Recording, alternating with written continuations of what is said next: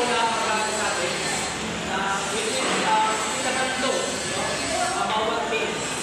So usually sa mga gusto tao laro, so makisar sila sa tatlong bola na kung saan yung tatlo.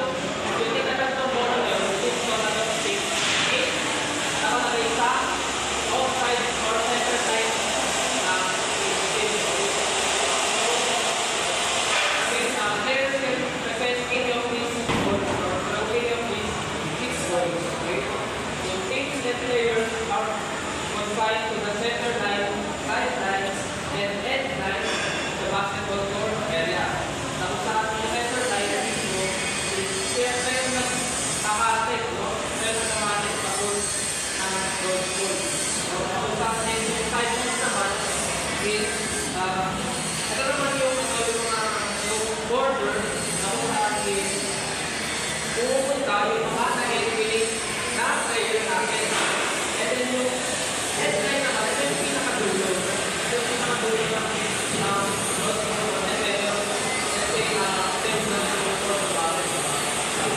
nandito yung headline. So, headline naman sa motivate, headline din natin sa so, players can intentionally leave the playing area to the team above. So, mga player daw, yung mga take note yung mga player lang na eliminated, no? Sila lang yung pwede mag-retain ng mga bola mula sa basketball. Okay? Hindi kasi bawal mag-retain ng bola yung mga player na yung nasa laro. Okay? Or nasa in-game. So the center line is the outside line. And players must not touch the line when throwing. Okay? So, kasama natin ito dito, yung center line is bawal lumabas yung mga thrower natin doon. No? So let's say, ito yung center line. Ito yung center line. Ito yung thrower. Ito yung pagkakang side nito. Thrower na. Bawal sa lumabas dito sa center line. Bawal sa kasi court na yan ang ng team. So players are called out if a throw ball hits them on the fly. We need to say about let's say sa ko yung thrower tapos aside sa loob na rin yung player natin basta tabangan ko siya without hit or without lapit sa ball is ma-out yung natabangan ko. Pero nakuha niya yung bola na pinatako, ako yung ma-out. Next naman tayo sa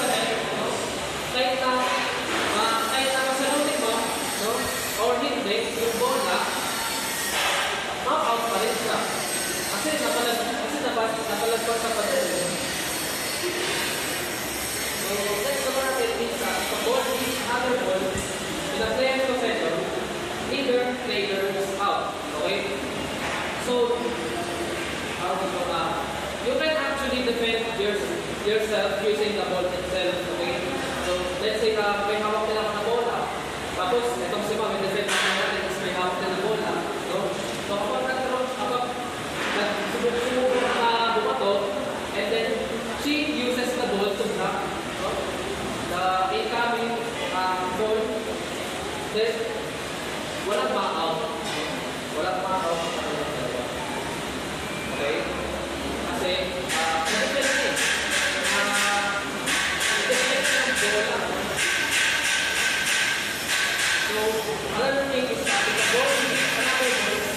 The very possession, and the ball is cut, the teammate, the ball, and the person who throws the ball is out. So let's say, ako na thrower. So, tapos, binato ko sa kanya. And then somehow, he deflects, she deflects it pala. She deflects it with the ball, no? And then, sinubukan na i-deflect yung bola, tumalbog naman yung bola sa teammate natin, no? Sa mismong teammate natin. So kapag gano'n ang nangyari, no, na matadbog yung bola sa teammate na, at sa teammate na yung bola, is, ako na player ng boto is, ako yung ma-out. So, ganun lang. So, if a player carries the ball, that is an important goal, the first teammate to go out is allowed to come back into the game. So, let's say, kato lang yan. If she somehow catches the ball, no? Nung yung pinakaunang teammate niya na na-eliminate sa round, no? This round is allowed to